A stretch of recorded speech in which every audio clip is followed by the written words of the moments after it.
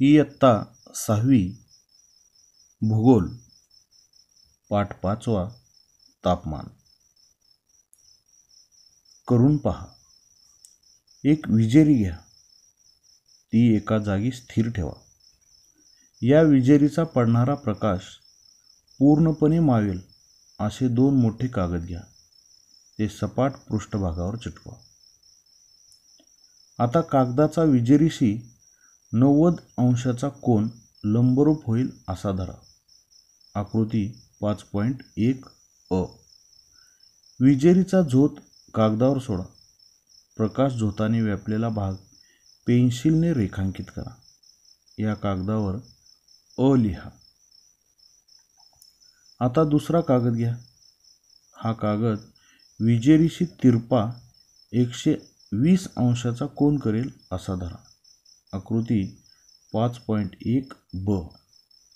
विजेरीचा झोत या कागदावर सोडा. प्रकाश झोताने व्यापलेला भाग पेन्सिलने रेखांकित करा व कागदावर ब लिहा. दोन्ही कागदांचे निरीक्षण करा. आता सांगा की कोणत्या कागदावर प्रकाश झोताने व्यापलेला भाग जास्त आहे. ब. कोणत्या कागदावर ती कमी आहे. अ.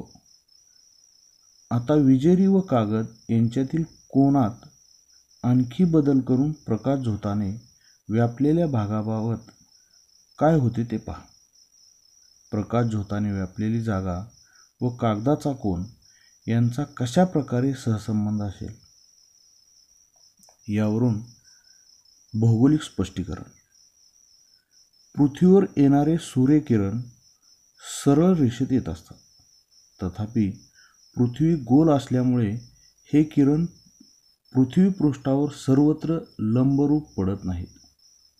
हे किरण काही भागात लंबरूप तर काही भागात तिरपे पडतात.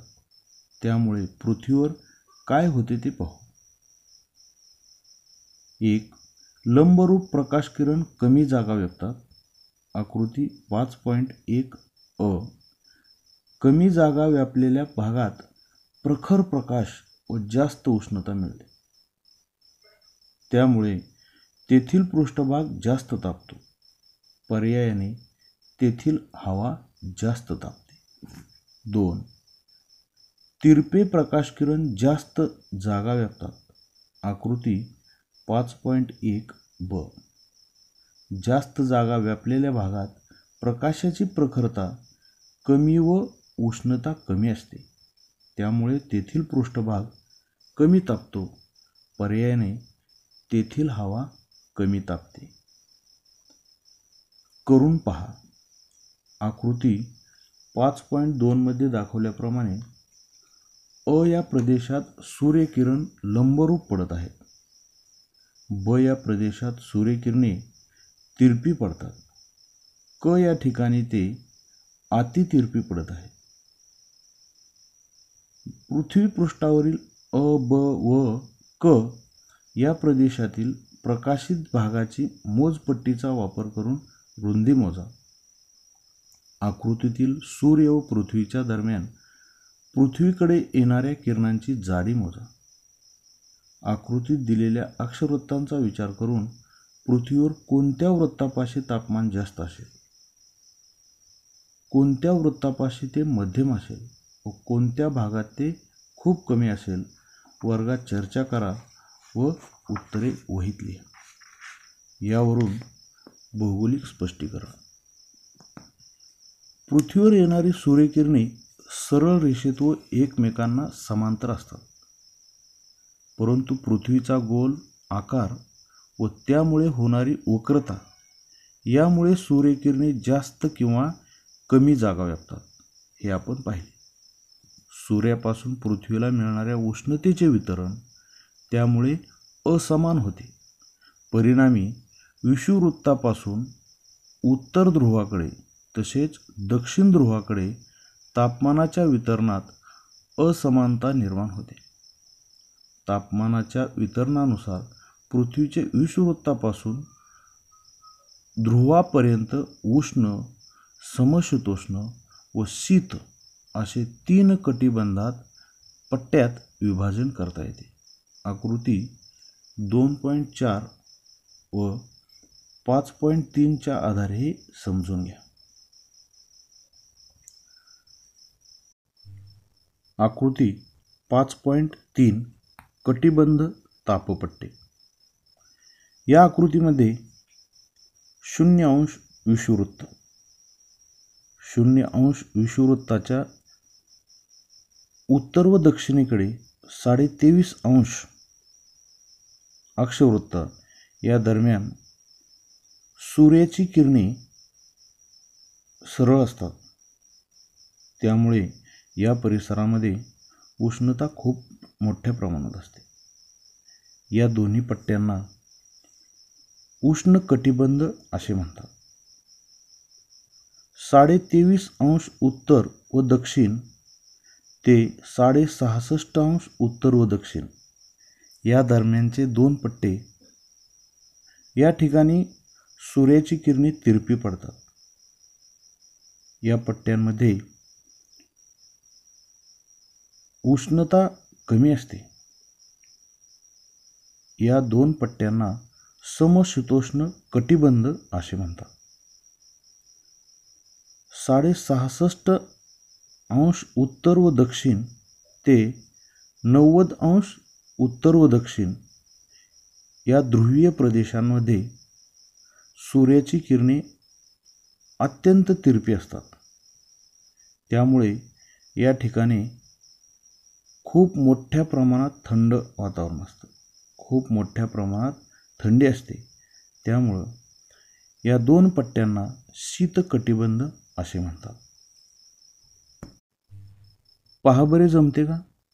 0° ते 23.5° उत्तर व दक्षिण पट्ट्यात सूर्यकिरणे कसे पडत असतील. या ठिकाणी सूर्यकिरणे सरळ पडतात. 23.5° ते 66.5° उत्तर व दक्षिण या पट्ट्यात सूर्यकिरण कसे पडत असतील. या पट्ट्यामध्ये सूर्यकिरणे तिरपी पडतात. 66.5° ते 90° उत्तर व दक्षिण या भागात सूर्यकिरणे कसे पडत असतील. या भागात सूर्यकिरणे अति तिरपी पडतात. जरा डोके चालवा.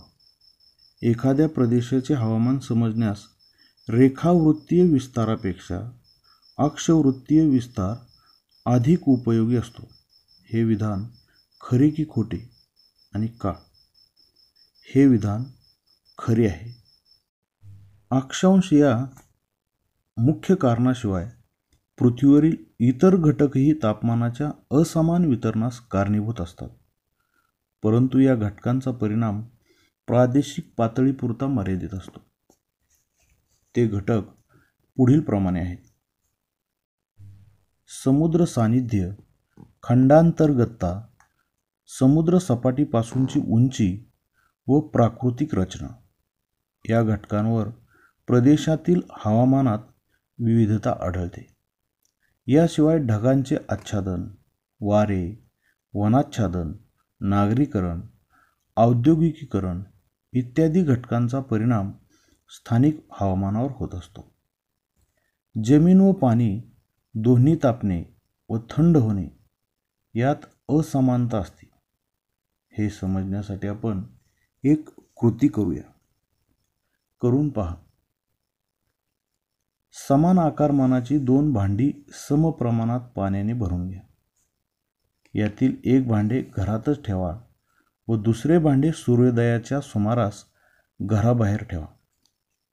घराबाहेर ठेवलेल्या भांड्यावर सतत सूर्यकिरण पडतील याची काळजी घ्या. आकृती 5.4 ब प्रमाणे. आता दुपारच्या दरम्यान घरातल्या जमिनीवर अनवाणी चालून जमिनीच्या तापमानाचा अंदाज घ्या. पाण्यात हात घालून पाण्याच्या तापमानाचा अंदाज घ्या. हीच कृती घराबाहेरील जमिनीच्या बाबतीत व भांडे भरून ठेवलेल्या पाण्याच्या बाबतीत करा. आता जमीन व पाणी यांच्या तापमानाबद्दलची तुमची निरीक्षणे वहीत लिहा. सुरुवातीला केलेला जमीन व पाण्याचा प्रयोग सायंकाळी 7 वाजता पुन्हा करून पहा. निरीक्षणे नोंदवा.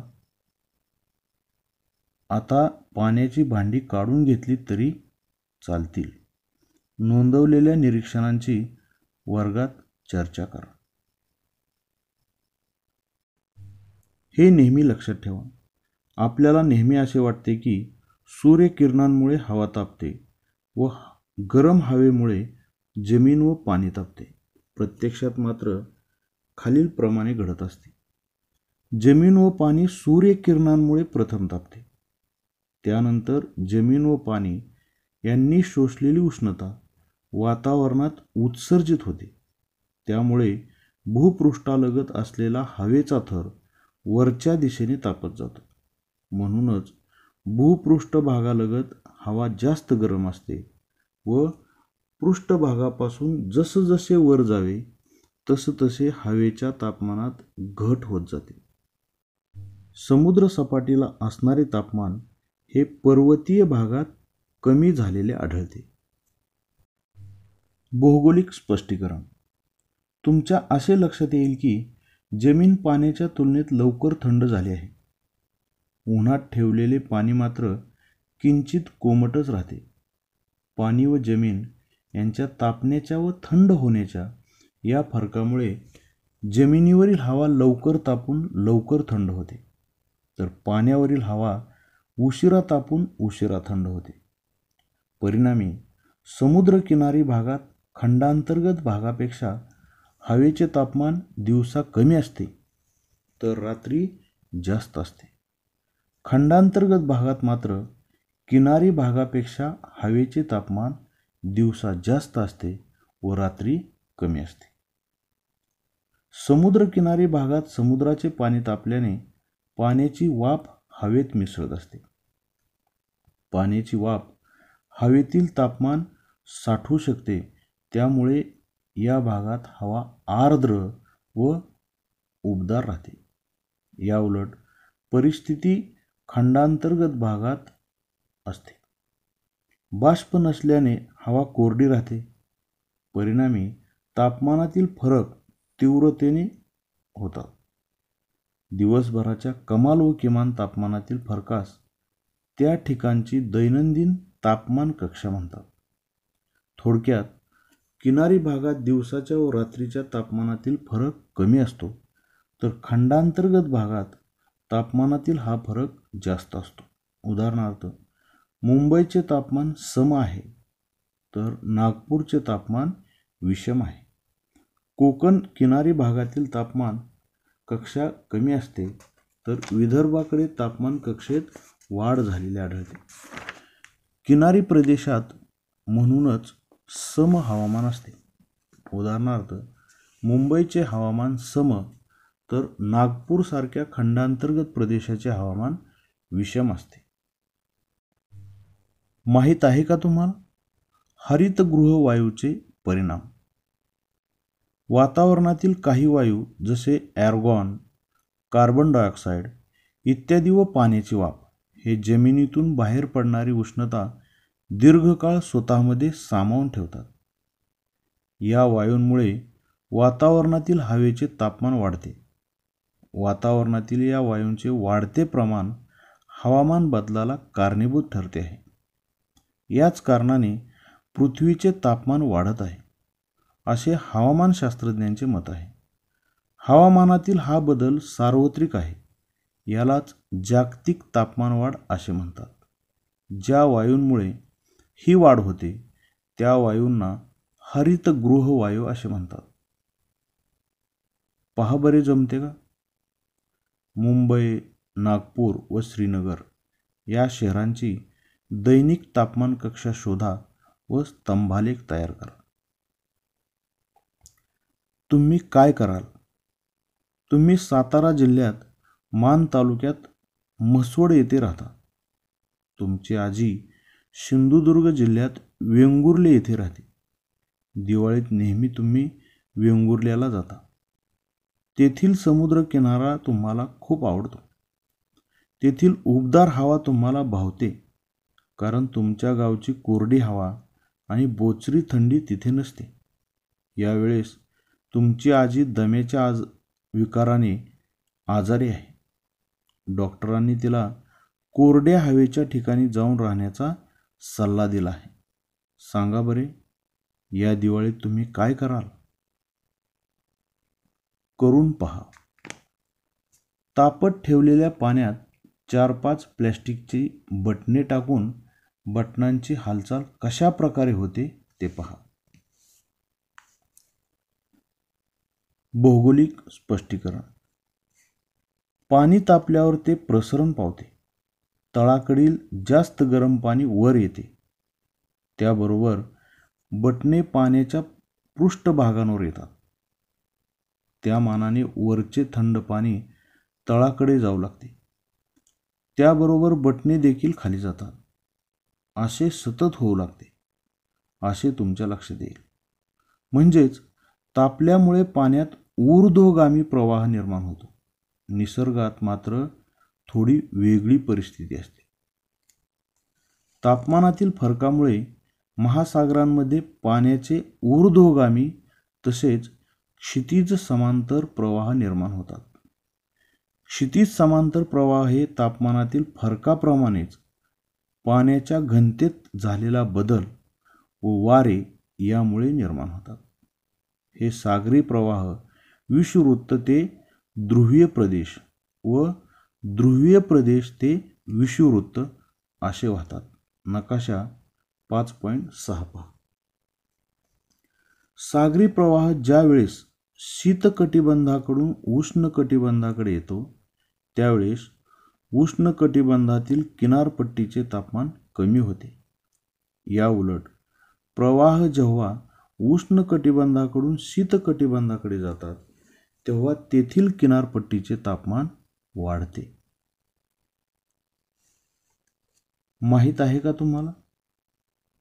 उष्ण व शीत सागरी प्रवाह जर एखाद्या भागात एकत्र आले तर असा प्रदेश प्लवंक वाढीसाठी सर्वोत्तम असतो. प्लवंक हे माशांचे खाद्य आहे. अशा प्रदेशात मासे मोठ्या प्रमाणावर येतात. उबदार पाण्यात पुनरुत्पादन करतात. माशांच्या मोठ्या संख्येमुळे या प्रदेशात मासेमारी व्यवसाय मोठ्या प्रमाणावर चालतो. सागरी प्रवाहांच्या नकाशामध्ये आकृती क्रमांक 5.6 असे प्रदेश शोधा. त्यांची नावे नकाशा संग्रहातून किंवा इंटरनेटवरून घ्या व नकाशात दाखवा. भूगोल दालन.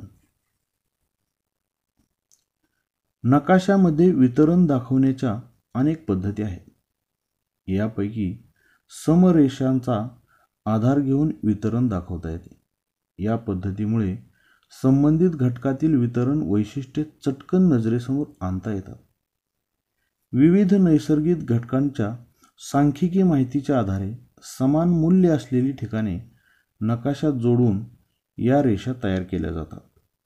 उंची, समोच्च, तापमान, समताप, वायुदाब, समदाब, पर्जन्य, समपर्जन्य इत्यादी घटकांचे प्रादेशिक तसेच जागतिक स्तरावरील वितरण समरेषांच्या आधारे दाखवले जाते. जरा डोके चालवा.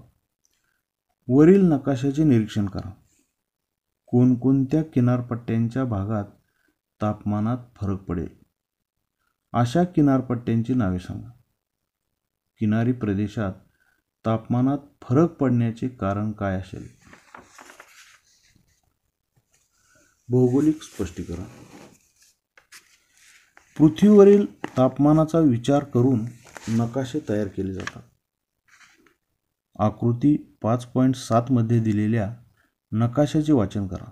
हा नकाशा समताप रेषांच्या आधारे तयार केला आहे. या रेषा भूपृष्ठीय उंचीचा परिणाम टाळून समान तापमान असलेली ठिकाणे जोडून तयार केल्या जातात. या रेषा सर्वसाधारणपणे अक्षवृत्तांना समांतर आहेत. नकाशातील 25°C तापमानाच्या समताप रेषेचे निरीक्षण करा. ही रेषा विषुववृत्तालगतचा प्रदेश व्यापते. या रेषेचा आकार एखाद्या लंबगोलासारखा दिसतो.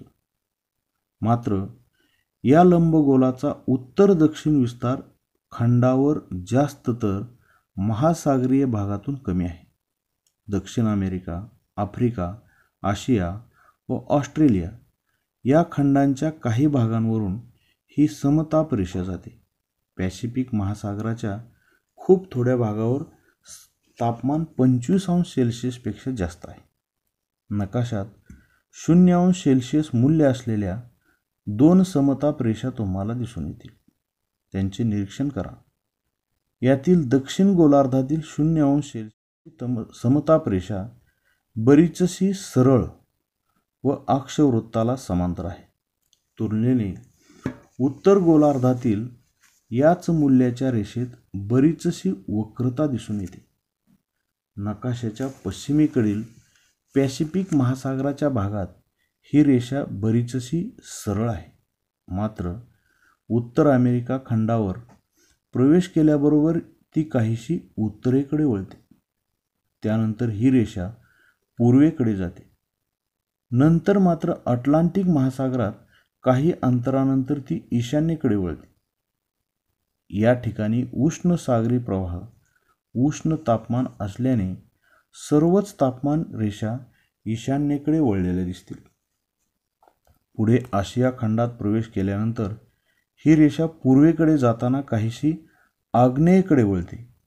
पॅसिफिक महासागरात समताप रेषा पूर्वेकडे बऱ्याचशा सरळ जाताना दिसतात. दक्षिण गोलार्धातील समताप रेषा अक्षवृत्तांना समांतर आहेत. दक्षिण ध्रुवापासून मकर वृत्तापर्यंत या रेषांमधील अंतर जवळजवळ समान आहे. दक्षिण गोलार्धात जमिनीचे प्रमाण कमी असल्याने या भागाच्या तापमानात मुख्यतः अक्षांशानुसार फरक पडल्याचे दिसून येते. उत्तर गोलार्धात मात्र या रेषांमधील अंतर कमी जास्त झालेले आढळते. या गोलार्धात जमिनीचे प्रमाण तुलनेने जास्त आहे. त्यामुळे अक्षांश व जमिनीचे प्रमाण या दोन्हीचा परिणाम तापमानाच्या वितरणावर होताना दिसतो.